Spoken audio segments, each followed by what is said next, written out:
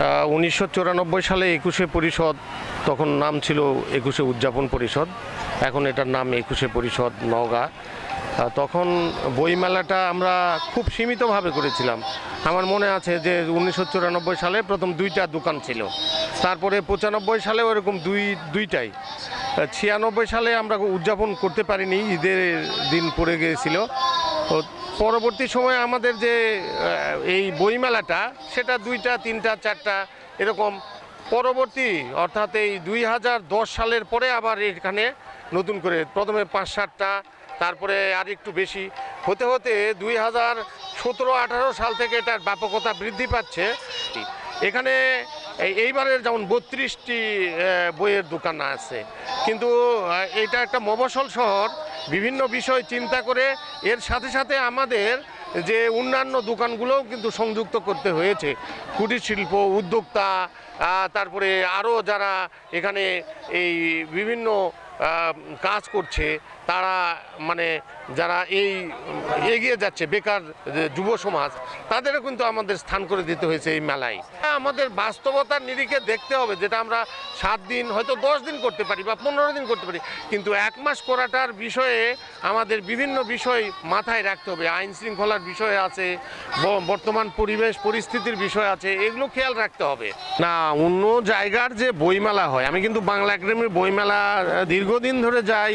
ওই যখন 94, 95 এ সময়গুলোতে গিয়েছি বইমেলা, তখন ছোট ছোট আয়োজন মানে ওইভাবে ছিল না, কিন্তু এখন কিন্তু এই মানে অন্য ডিস্ট্রিক্টে যেমন চট্টগ্রামেও কিন্তু বইমেলা হয় মাসব্যাপী, 21 দিন ব্যাপী হচ্ছে সম্ভবত এবার, তো অন্যান্য ডিস্ট্রিক্টেও হয়, কিন্তু নওগাঁয় কিন্তু ধারাবাহিকভাবে 7 দিনের বইমেলা হয়।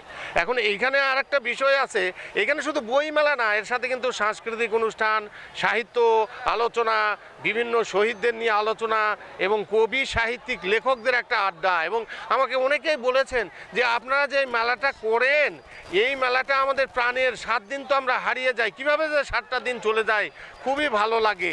আমরা আসি, বিভিন্ন জায়গার মানুষজন আসে, আমাদের একটা সেতুবন্ধন হয়, তো সেইটা তো বটে।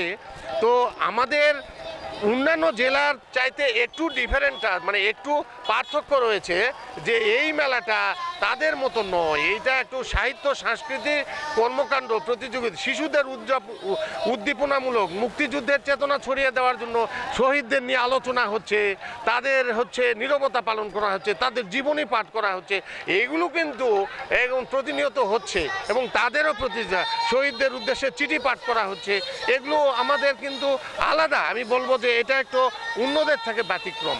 তখন ডক্টর জোহা দিবস 18ই ফেব্রুয়ারি একটা ছোট্ট করে আলোচনা হতো ঘাসের উপর, সেখানে আলোচনা করার মধ্যে দিয়ে 19 তারিখে বিভিন্ন ধরনের প্রতিযোগিতা, 20 তারিখে বিভিন্ন প্রতিযোগিতার মধ্যে দিয়ে হতো। কিন্তু এখন তো কলেবর বৃদ্ধি হয়েছে, এখানে শত শত হাজারো মানুষ ডক্টর জোহার জীবনী শোনেন, তার আত্মত্যাগের কথা শোনেন, ডক্টর জোহাকে এটা নতুন প্রজন্ম জানেন। এগুলো কিন্তু বড় আকারের আমাদের এই সব মানে এই মঞ্চে কিন্তু ডক্টর জোহার জীবনী উচ্চারিত হচ্ছে, ডক্টর জোহার আত্মত্যাগের কথা বারবার স্মরণ করে দেওয়া হচ্ছে, বলা হচ্ছে। এটা কিন্তু এই বড় পরিসরে হচ্ছে, আগে তো ছোট পরিসর ছিল। তো এই ডক্টর জোহা বলেন বা ধীরেন্দ্রনাথ দত্ত, তার জীবনী নিয়েও যে প্রথম গণপরিষদে যে রাষ্ট্রভাষা বাংলাকে করা হোক উত্থাপন করেছিলেন যিনি, ধীরেন্দ্রনাথ দত্ত, কুমিল্লার ভদ্রলোক, যাকে 1971 সালের 29শে মার্চ হত্যা করেছে পাকিস্তানি হানাদার বাহিনী, তাই সেগুলোও কিন্তু আমরা শ্রদ্ধা ভরে স্মরণ করি। সালাম, বরকত, রফিক, জব্বার, স্থানীয় ভাষা সংগ্রামী, তাদেরও কিন্তু আমরা স্মরণ বরণ তাদের কথা